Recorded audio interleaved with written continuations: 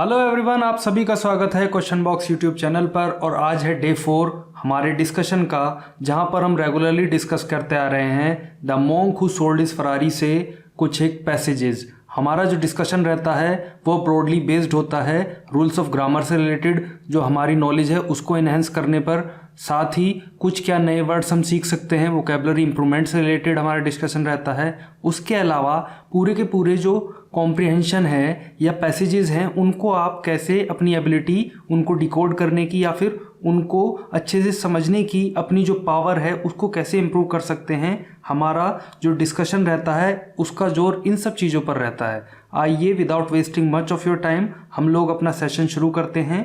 आज का जो हमारा डिस्कशन रहने वाला है उसमें हम इस बुक से, जो कि वास्तव में काफ़ी अच्छी बुक है, आप चाहें तो अपार्ट फ्रॉम दिस डिस्कशन आप अलग से उसको खरीद सकते हैं और पढ़ सकते हैं। तो हम उस बुक से आज 4 पैसेजेस डिस्कस करने वाले हैं।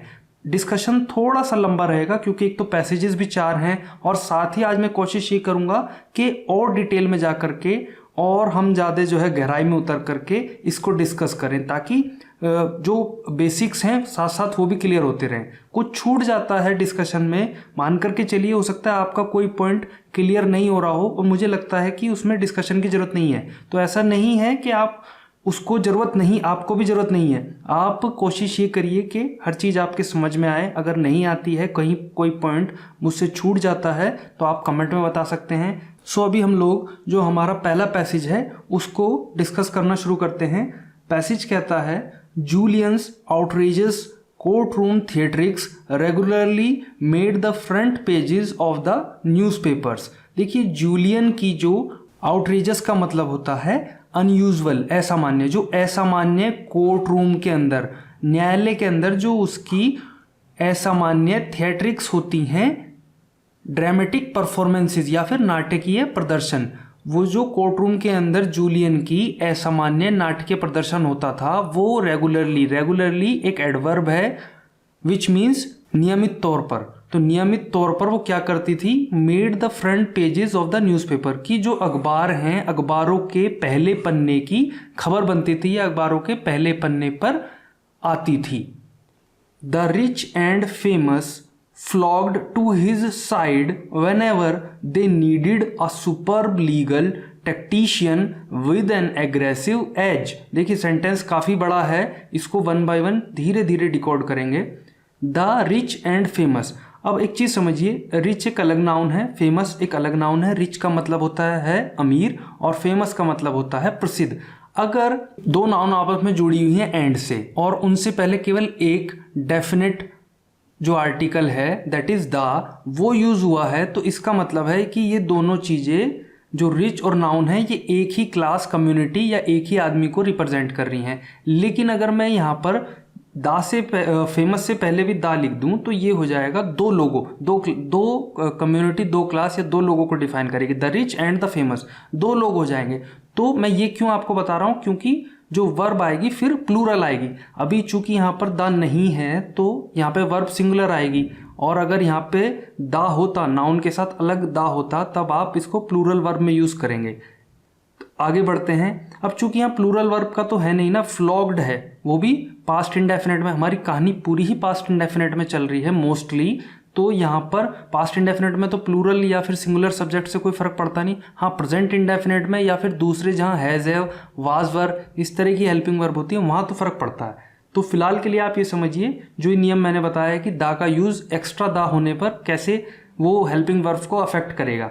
फ्लॉग का मतलब होता है खींचे चले आना। Flogged to his side whenever they needed, flog to his side मतलब उसकी ओर खींचे चले आते थे, वेन एवर जब कभी, they needed, need first form है, ईडी लग गया तो पास्ट इंडेफिनेट सेकंड फॉर्म हो गई, जब कभी उनको जरूरत होती थी एक सुपर्ब, बहुत ही अच्छे कानूनी टैक्टिशियन की। टैक्टिशियन होता है someone who uses a carefully planned strategy to achieve a specific end, यानी कि ऐसा कोई व्यक्ति जो कि किसी चीज को प्राप्त करने के लिए कोई स्पेसिफिक स्ट्रेटेजी का यूज करता है, उसको टैक्टिशियन बोला जाता है। जब कभी उनको एक सुपर लीगल टैक्टिशियन की जरूरत पड़ती थी, वो भी कैसा tactician, with N aggressive, aggressive का मतलब होता है आक्रामक और एज का मतलब होता है किनारा। अगर हम लिटिल मीनिंग की बात करें। लेकिन यह आक्रामक किनारा से मतलब नहीं है, यहाँ जो एज का यूज़ हुआ है वो एडवांटेज के तौर पर उसको डिनोट करने के लिए। एडवांटेज मतलब लाभ, जब उनको आक्रामक लाभ की आवश्यकता होती थी, मतलब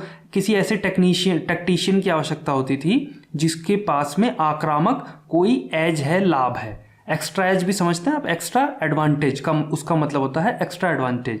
तो जो अमीर और जो प्रसिद्ध और अमीर थे वो उसकी तरफ खींचे चले आते थे जब कभी उनको एक ऐसे टैक्टिशियन की, सुपर कानूनी टैक्टिशियन की ज़रूरत होती थी जिसके पास में जो है एग्रेसिव एज था। हिज एक्स्ट्रा करिकुलर एक्टिविटीज़, देखिए एक्स्ट्रा करिकुलर को समझते हैं पहले।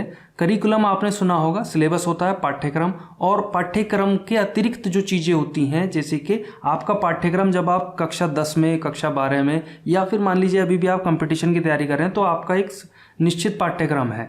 तो अगर हम स्कूल की बात करें तो वहाँ पे पाठ्यक्रम, एक्स्ट्रा करिकुलर जो पाठ्यक्रम के अतिरिक्त स्कूल में चीज़ें कराई जाती हैं उनको एक्स्ट्रा करिकुलर बोला जाएगा। अब इसका तो ये तो स्कूल में नहीं पढ़ता, ये तो वकील है, जूलियन की बात हो रही है। तो जूलियन के जो करिकुलम है, सिलेबस है, वो क्या है, कानून से रिलेटेड चीज़ें। तो एक्स्ट्रा करिकुलर हो जाएगा जो उसके फील्ड से रिलेटेड चीज़ें नहीं हैं, उसके अतिरिक्त। तो बाह्य पाठ्यक्रम कह सकते हैं आप, या अतिरिक्त पाठ्यक्रम कह सकते हैं। वो वाली एक्टिविटीज़, क्रियाकलाप, were probably as well known, probably होता है संभवतः, जो उसकी एक्स्ट्रा करिकुलर एक्टिविटीज़ थी वो भी संभवतः उतनी ही अच्छी तरीके से जानी जाती थी या उतनी ही अच्छी तरीके से प्रसिद्ध थी। नॉन प्रसिद्ध भी हो सकता है, और नॉन मतलब जाना माना। Late night visits, late night adjective है जिसका मतलब होता है देर रात्रि। तो देर रात्रि की जो विजिट होती थी या भ्रमण कह सकते हैं आप, टू द सिटीज़, शहर के जो फाइनेस्ट, सबसे अच्छे रेस्टोरेंट्स हैं उनमें, विद किसके साथ में, सेक्सी यंग फैशन मॉडल्स, जो कामोत्तेजनक और युवा फैशन मॉडल्स थी उनके साथ में जो लेट नाइट विजिट थी उसकी, कहाँ, वो भी सिटी के फाइनेस्ट रेस्टोरेंट में।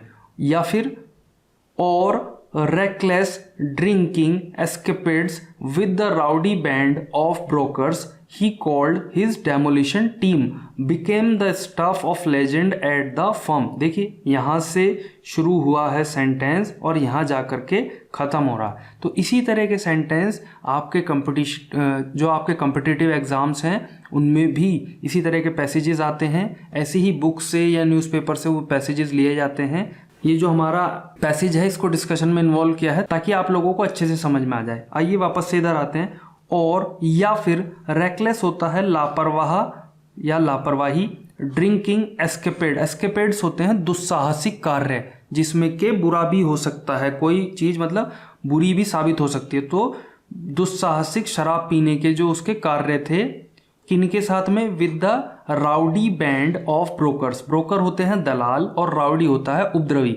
तो उपद्रवी दलालों के उपद्रवी समूहों के साथ में, जिसको कि ही कॉल्ड हिज, जिनको कि वो बुलाता था, हिज डेमोलिशन। डेमोलिशन होता है विध्वंस कर देना। तो विध्वंसक समूह जिनको बुलाता था अपना, कि ये मेरा विध्वंसक समूह है भाई, ये जो राउडी बैंड ऑफ ब्रोकर्स है, दलालों का उपद्रवी समूह, ये मेरा विध्वंसक समूह है। और वो क्या हुआ, became the stuff of legend eight the firm. हो गया, बिकम होना होता है और बिकेम हो जाएगा, हो गया the stuff of legend eight the firm. जो कंपनी है वहां पर स्टफ ऑफ लेजेंड का मतलब होता है किंवदंतियां या फिर टॉक ऑफ द टाउन, जिस पे बहुत ज़्यादा डिस्कशन होता हो। अभी हम लोगों ने ये मोटा मोटी डिस्कस कर लिया है। अब इसमें चलते हैं गहराई में और सबसे पहले देखते हैं कि कौन कौन से नए वर्ड्स हमने सीखे हैं। सबसे पहला है आउटरीजस, हमने पढ़ा यहाँ पर। वो है एक एडजेक्टिव, मैंने बताया था उसका मतलब होता है असामान्य, और इंग्लिश में अगर आप डिफाइन करेंगे तो होगा exceeding the limits of what is usual, जो कि सामान्य है उसकी सीमाओं से अधिक चले जाना। एक्सीड मतलब पार चले जाना और लिमिट सीमा, यूजुअल सामान्य। तो सामान्य की सीमाओं से पार चले जाना, असामान्य हो जाना। फिर अगला हमने सीखा फ्लॉक। फ्लॉक का मतलब मैंने बताया खींचे चले आना। Flock is a verb used about people. इसको लोगों के बारे में जब कोई बात बोली जाती है उसके विषय में यूज़ किया जाता है। क्या मतलब है, टू गो और meet somewhere in large number, कहीं जाना या मिलना किसी जगह पर बहुत बड़ी संख्या में। तो मैंने बताया था आपको फ्लॉक का मतलब है बड़ी संख्या में खींचे चले आना। अगला था tactician which is also a noun. मैंने बताया a person who uses a carefully planned strategy to achieve a specific end. कोई विशेष कार्य करने के लिए या कोई विशेष अंत पाने के लिए किसी को, ऐसा कोई व्यक्ति जो कि बहुत अच्छी केयरफुली सावधानी से कोई स्ट्रेटजी का मतलब क्रियान्वयन करता है, वो टैक्टिशियन हो जाएगा। टैक्टिक्स का यूज जो करते हैं वो होंगे टैक्टिशियन। आगे है एस्केपेड। नाउन होता है an exciting experience that may be dangerous. दुस्साहसी मैंने बताया था कि भाई इसमें साहस तो आएगा, उत्तेजना तो आएगी इस एक्सपीरियंस में, लेकिन वो खतरनाक भी हो सकता है। उसके बाद है स्टफ ऑफ लेजेंड, समवन और something that is very famous और मेमोरेबल। मैंने बताया टॉक ऑफ द टाउन। आइए अब बढ़ते हैं आगे, अगले पैसेज को देखते हैं। I still can't figure out why he picked me to work with him on that sensational murder case he was to argue that first summer। देखिए स्टिल का मतलब होता है अभी तक और फिगर आउट मतलब खोज पाना या समझ पाना। मैं अभी तक नहीं समझ सकता हूँ वाई ही पिक्ड मी कि उसने मुझे क्यों चुना। पिक मतलब उठाना होता है या चुनना, कि उसने मुझे क्यों चुना। टू वर्क विद हिम अपने साथ काम करने के लिए। ऑन दैट उस पर किस पर, सेंसेशनल मर्डर केस पर। तो सेंसेशनल का मतलब होता है सनसनीखेज, मर्डर हत्या। तो जो सेंसेशनल या फिर सनसनीखेज हत्या का मुकदमा था उस पर काम करने के लिए उसने मुझे क्यों चुना, मैं अभी तक ये जो है समझ नहीं पाया या मैं अभी तक ये इसका खोज नहीं कर पाया।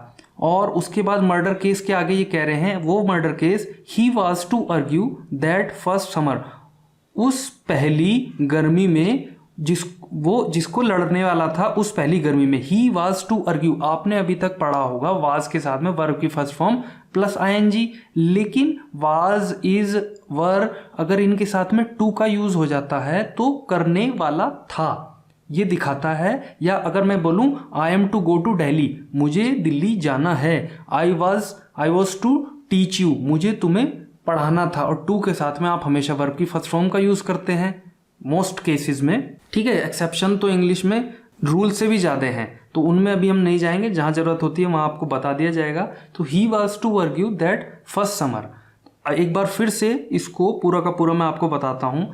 मैं अभी तक ये फिगर आउट नहीं कर सकता कि उसने मुझे अपने साथ उस मर्डर के केस पर, उस सनसनीखेज मर्डर के केस पर जिसको कि वो उस पहली गर्मी में लड़ने वाला था, मुझे क्यों चुना उस पर काम करने के लिए। दो यद्यपि या हालांकि I had graduated from Harvard law school, हालांकि मैं जो है ग्रेजुएटेड था या स्नातक की मैंने डिग्री ली थी हार्वर्ड लॉ स्कूल से।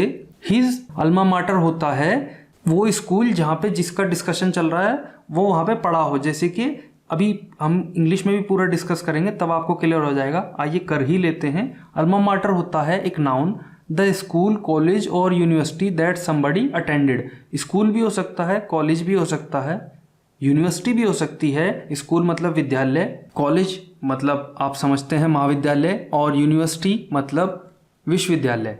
जिसको के या जिसमें कोई गया हो उसको जो है अल्मा माटर कहा जाता है। मान लीजिए मैं अगर किसी स्कूल में पढ़ा हूँ तो उस स्कूल को मैं अपना अल्मा माटर भी कह सकता हूँ। His alma mater, I certainly wasn't the brightest intern at the firm. और लेकिन मैं जो है मैं निश्चित तौर पर नहीं था, वॉजंट द ब्राइटेस्ट एक सुपरलेटिव डिग्री है, इसलिए इससे पहले दा का यूज किया गया है। हमेशा सुपरलेटिव डिग्री से आप दा का से पहले दा का यूज करेंगे। मैं निश्चित तौर पर फर्म में सबसे ब्राइटेस्ट इंटर्न प्रशिक्षु, कल भी बताया था हमने, सबसे ब्राइटेस्ट प्रशिक्षु नहीं था। एंड माय फैमिली पेडिग्री, और जो मेरी परिवार की पेडिग्री होता है, मेरे परिवार का इतिहास या वंशावली, जो मेरे परिवार का इतिहास था, रिफ्लेक्टेड वो नहीं व्यक्त कर रहा था या वो नहीं प्रदर्शित कर रहा था, या वो प्रदर्शित कर रहा था नो ब्लू ब्लड, इसको इस तरह से समझिए, ब्लू ब्लड का मतलब होता है कुलीन वर्ग कि मैं बहुत खानदानी हूँ। तो मेरे परिवार की जो वंशावली थी वो ऐसा बिल्कुल भी प्रदर्शित नहीं कर रही थी कि मैं जो है कुलीन हूँ, खानदानी वर्ग से हूँ। My father spent his whole life, मेरे पिताजी ने गुजार दी। स्पेंड का मतलब होता है खर्च करना या फिर व्यतीत करना, और स्पेंट जो है वो स्पेंड की सेकंड फॉर्म है, थर्ड फॉर्म भी स्पेंट होती है, स्पेंडेड नहीं होती, ईडी नहीं होती। आप डी को हटा करके टी अगर लगा देंगे तो सेकंड और थर्ड फॉर्म बन जाएगी। तो मेरे पिताजी ने उनकी सारी जिंदगी, होल मतलब पूरी की पूरी, उनकी पूरी जिंदगी गुजार दी एज अ सिक्योरिटी गार्ड, एक सिक्योरिटी गार्ड के तौर पर, विद अ लोकल बैंक, किसी लोकल बैंक में, कोई स्थानीय बैंक होगा उसमें उसके पिताजी ने अपनी सारी जिंदगी एक सिक्योरिटी ऑफिसर के तौर पर या सिक्योरिटी गार्ड के तौर पर गुजार दी। After a stint in the marines, marine में, या फिर हो सकता है यूएस मरीन की बात हो रही है यहाँ पर, तो यूएस मरीन में या सेना में एक स्टिंट होता है शॉर्ट पीरियड या फिर एक डेफिनेट पीरियड। डिस्कशन करते हैं, आइए देखते हैं। देखिए पहले तो पेडिग्री देखिए, pedigree is a noun, a persons family history specially when this is impressive, एक व्यक्ति की कोई परिवार का इतिहास खास तौर पे जबकि बहुत इम्प्रेसिव हो, बहुत ज्यादा प्रभावी हो। नेक्स्ट है blue blood idiom, membership in a Nobel और सोशली प्रोमिनेंट फैमिली, किसी कुलीन या फिर जो है सोशली सामाजिक तौर पर जो प्रसिद्ध परिवार हो उनका सदस्य होना, वो ब्लू ब्लड कहलाता है। वहीं स्टिंट होता है अ फिक्स्ड और limited period of time spent doing a particular job और एक्टिविटी, कोई निश्चित या फिर सीमित पीरियड समय क्या करते हुए कोई पर्टिकुलर जॉब, कोई निश्चित कार्य या फिर निश्चित क्रियाकलाप करते हुए जो गुजार देते हैं हम। तो शॉर्ट स्टिंट, आफ्टर स्टिंट का मतलब हो जाएगा कि एक फिक्स्ड पीरियड मरीन्स में उन्होंने फिर उसके बाद क्या किया, अपनी सारी जिंदगी एक सिक्योरिटी गार्ड के तौर पर किसी एक बैंक के साथ में गुजार दी। My mother grew up unceremoniously, ceremoniously, ceremony से समझिए आप, सेरेमनी होता है समारोह, सेरेमोनियसली मतलब समारोह के तौर पर बहुत अच्छे तरीके से लालन पालन जिसका हुआ हो, और अनसेरेमोनियसली हो जाएगा मतलब ऐसे ही अशिष्ट तरीके से, बिना किसी सम्मान या नम्रता के जिसका पालन पोषण हुआ हो। तो मेरी माताजी इन द ब्रोंक्स, ब्रोंक्स क्या है, न्यूयॉर्क जो सिटी है उसके जो बाहर का उपनगर है, बाहरी क्षेत्र को एक जगह है वहां, उसको नाम है ब्रोंक्स। ब्रोंक्स में मेरी माताजी जो है पली बड़ी, वो भी नॉर्मल तरीके से। तो अभी हम लोगों ने ये भी डिस्कस किया। इसमें दो तीन चीज़ें हैं जो मैं आपको बताना चाह रहा हूँ। वैसे तो हमने काफ़ी डिस्कस कर लिया है, लेकिन एक चीज़ ये समझिएगा, आप यूजुअली क्या करते हैं, वाई है क्या, वाई के साथ में आप इंटेरोगेटिव सेंटेंस बनाते हैं, है ना, WH फैमिली वाला है वाई, और उसके बाद में आप हेल्पिंग वर्ब लेते हैं, फिर सब्जेक्ट लेते हैं। लेकिन यहाँ पे क्या है, सीधा वाई के बाद में सब्जेक्ट है और फिर मेन वर्ब आ गया। होना क्या चाहिए था, अगर ये सोच रहे हैं तो यहाँ होना चाहिए था वाई डिड ही पिक। लेकिन एक चीज़ ध्यान दीजिएगा कि ये अपने आप में अकेला सेंटेंस नहीं है, तो इसलिए ये गलत हो जाएगा। ये है क्या वो समझिए। ये जो है जैसे कि व्हेन, वाई, वेयर, हाउ, ये और टोटल ये है क्या, ये पूरा का पूरा जो है ये है एडजेक्टिव क्लॉज, और एडजेक्टिव क्लॉज में ये सब कंजंक्शन के तौर पर काम कर रहे हैं, वाई, व्हेन, और साथ में ये क्या बताते हैं, ये हैं रिलेटिव क्लॉज, रिलेटिव एडवर्ब्स। तो ये आपस में जो है संबंध बता रहे हैं। देखिए मैं अभी भी फिगर नहीं कर सकता या मैं अभी भी इसका आकलन नहीं कर सकता कि क्यों।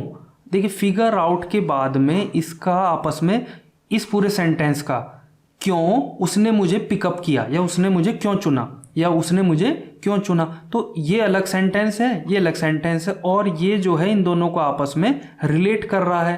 तो ये हो गया रिलेटिव या फिर रिलेशन को बताने वाली एडवर्ब। एक चीज़ तो ये मैंने बताई आपको, तो दोनों चीज़ों में अंतर है। वो अगर हम लोग सीधा अगर वाई से शुरू करते ना, उससे पहले कुछ नहीं होता, तो वो तो होता इंटेरोगेटिव सेंटेंस, वो अलग बात हो जाती। लेकिन यहाँ पे जो है ये अलग चीज़ है, इसको देख करके आपको बिल्कुल भी कंफ्यूज होने की ज़रूरत नहीं है। अगर ये क्लियर नहीं हुआ है अभी भी पॉइंट, तो आप हमें बता दीजिए, हम फिर से इसको डिस्कस कर लेंगे। चलिए अब हम लोग बढ़ते हैं आगे।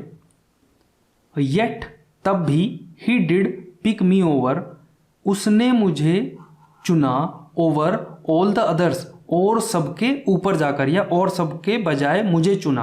अब एक चीज़ आप समझ रहे होंगे कि ये चाहते तो इस डिड का, हमने पास्ट इंडेफिनिट में पढ़ा है कि डिड प्लस नॉट, नॉट मतलब डिड का यूज़ आप तब करेंगे जब नॉट आ रखा हो। लेकिन जो आजकल राइटर हैं या फिर समझ लीजिए बहुत समय से भी करते आ रहे होंगे लोग कि इसको ऐसे ये भी ठीक हो जाता है। अगर आप कहीं इसको देखें ना कि भाई इन्होंने डिड का यूज़ किया है बिना नॉट के, तब भी ठीक है, क्योंकि यहाँ पे इन्होंने ईडी का यूज़ तो नहीं किया ना। अगर डिड के साथ में ये ईडी का यूज़ भी करते तब ये गलत हो जाता। तो आप ये समझ लीजिए कि ये भी ठीक है। पॉजिटिव को भी आप या तो आप इसको ऐसे बना लीजिए येट ही पिग्ड मी ओवर, या फिर जैसे इन्होंने बना रखा है ऐसे ही बना सकते हैं, ये भी ठीक है। तो उसने मुझे औरों के और सभी दूसरों के मुकाबले चुना। और सभी दूसरे कौन? हु, जो कि हैड बीन क्वाइटली, क्वाइटली एक एडवर्ब है, शांत तरीके से, क्वाइटली लॉबिंग, लॉबिंग होता है टू ट्राई टू इन्फ्लुएंस, उस पर प्रभाव डालने की कोशिश कर रहे थे, लॉबिंग हिम, उस पर उसको प्रभावित करने की कोशिश कर रहे थे। फॉर द प्रिविलेज, प्रिविलेज होता है विशेषाधिकार, कोई एक्सक्लूसिव जो मेरे पास अधिकार है उसको प्रिविलेज बोला जाएगा। Of being his legal gofer, legal होता है कानूनी और गोफर होता है एक ऐसा व्यक्ति जो किसी ऑफिस में छोटे मोटे काम करता है, जैसे कि मान लीजिए किसी को पानी पकड़ा दिया या किसी की फाइल इधर से उधर ले गए, तो वो होता है गोफर।